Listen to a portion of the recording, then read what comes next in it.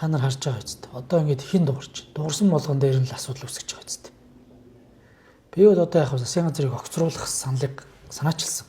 Энээсээ болж одоо үнэхээр зарим хүмүүсийн зуултанд орчод байгаа. Намын их хурл болсон, баг хурл болоо за асуудлууд ингээд олонхыгаа шийдвэрлэгдлээ гэсэн энэ дээр хүндэтгэлтэй хандаад за мэдээж энэ ч улс төрийн одоо үйл ажиллагаа гишүүний бүрийн эрх заас асуудлаар л бид асуудал тавьсан шүү дээ. Тэгээ шийдэл гараад бид хүндэтгэлтэй хандж яхад ерөөсө зогсохгүй юм бэл. Одоо байнгын ингээд дарамттай. За хоёрдугаар энэ олон нийтэд яваад байгаа хулгай зэлхийг ил болгоё гэж л бас би төсвийн тухай хуулийн хилцүүлэг дээр санал гаргасан. Юу вэ гэхээр энэ аптек гэрээнүүдийг ил болгочлоо гэд бүгд яриад байгаа мөртлөө аптек гэрээг байгуулах шийдвэрийг хэн өгсөн? Ямар шийдвэрийг өгсөн? Ил болгоё гэсэн. Тэгээд төсвийн хуулийг дагаж батлагдах хуулиуд дээр энэ асуудал маань улсын хурлын тогтоол дээр эхний санал хураалт дээр дэмжигдэж орчоод эцсийн хилцүүлэг дээр яг эдгээр дагсан хуулиудыг ахалж исэн өөрийн төвөө гишүүний ажлын хэсгээр хасагдсан байхгүй. Бодит байдал дээр бүгд эсрэг юу нуугаад байгаа бүгд.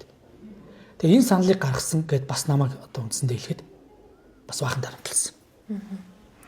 Тэгэхээр гих зэрэг одоо юу гэдэм бэ энэ зарчмын асуудлууд ярьж байгаад энэ одоо юу гэдэм парламентээс байгуулагдсан засгийн газарт хариуцлага одоо тооцох санал гаргасны хатлаа шүү. Энд чинь би дангаараа шийдчихэд байгаа юм шиг санал гаргаж байгаа энийг олонхон шийднэ.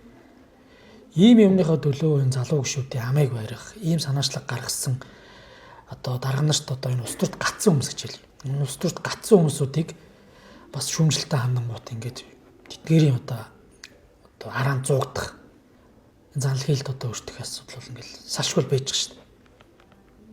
Одоо тэгээ яах вэ тэгэл юм дэвргээд яах вэ гэж одоо чимээг үхэн шил яваал байсан. Асуудлууд бол ийм байгаа. Бүгд л одоо ийм өнгө төрхөөр одоо асуудал тандж байгаа шүү дээ. Хууль зөрчиж байгаа. Энэ засгийн газартаа парламент нь хариуцлагын асуудлыг сануулж ярьдаг байх нь чухал шүү дээ. Энийг ярьсны төлөө өнөөдөр амар одоо юу гэдэг дарамтууд ч гэдэм үү хууль хүчний байгууллага айлгаж ичээх юмуд сурах байгаа шүү дээ. Энийг ярьсны төлөө шүү. Яг үндэ хэлэхэд энэ дээр хууль зөрчсөн ноцтой юмнууд гарсан шүү дээ. Амнаатын хулгай болсон.